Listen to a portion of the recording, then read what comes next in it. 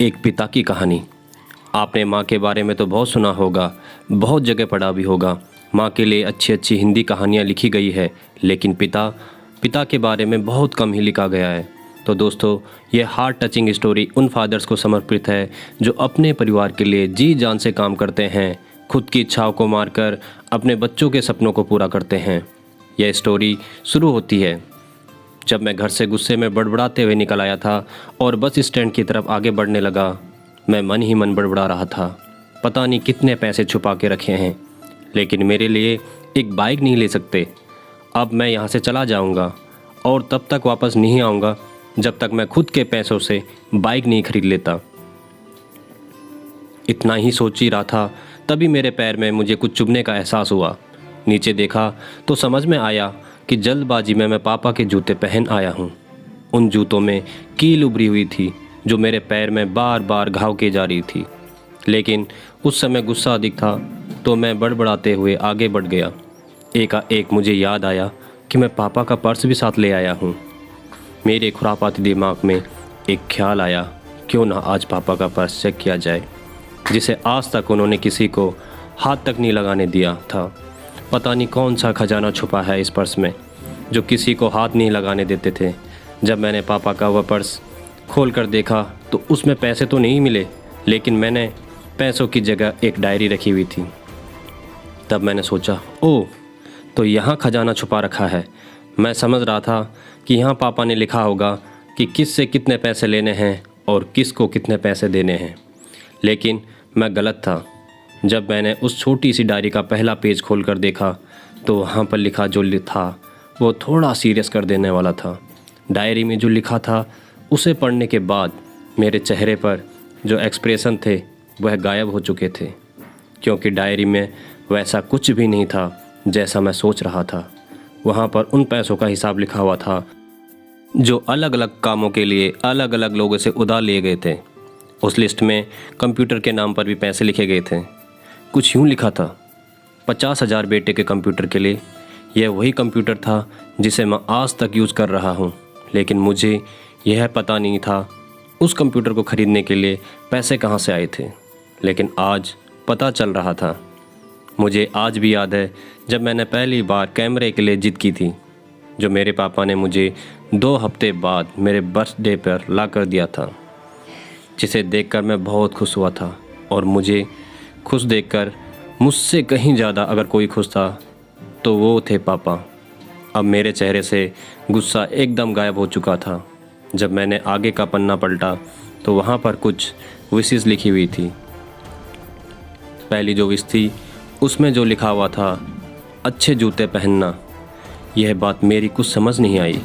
तभी मेरे पाँव में अचानक सड़क पर भरे हुए पानी पर जा पड़ा और तभी मेरे पाँव में कुछ गीलापन होने का एहसास हुआ। जब मैंने जूता उतार कर देखा तो उसका तला टूटा हुआ था। यह देखकर मुझे डायरी में लिखी बात याद आ गई।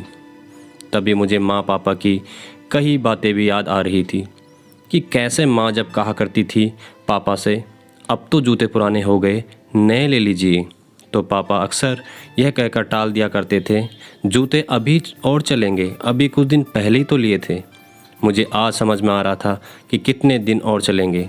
साथ ही साथ ये भी समझ आ रहा था कि पापा पर्स को क्यों छुपा कर रखते थे। तभी उस डायरी को पढ़ते हुए बस स्टैंड पर पड़ी बेंच पर आकर बैठ गया। अब उस डायरी का आखिरी पन्ना बचा हुआ था। उस पन्ने को जब मैंने पलट कर देखा तो वहाँ कल की डेट लिखी हुई थी।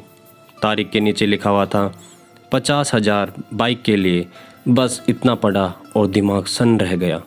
अब मेरे मन में कोई सिकवा गिला नहीं बचा था, बस मेरी आंखों से आंसू चले आ रहे थे।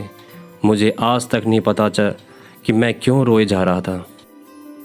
अब मैं जल्दी से घर की तरफ भागा, लेकिन जूतों की वह कील पाँव में अब तक घाव बनाने में कामयाब हो चुकी थी।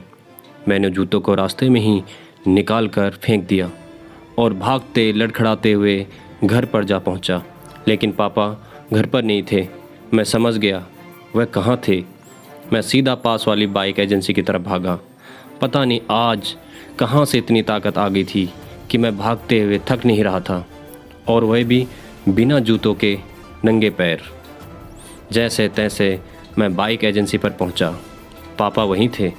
मैंने पापा को दौड़कर गले लगा लिया और मेरी आंखों से आंसू रुकने का नाम ही नहीं ले रहे थे।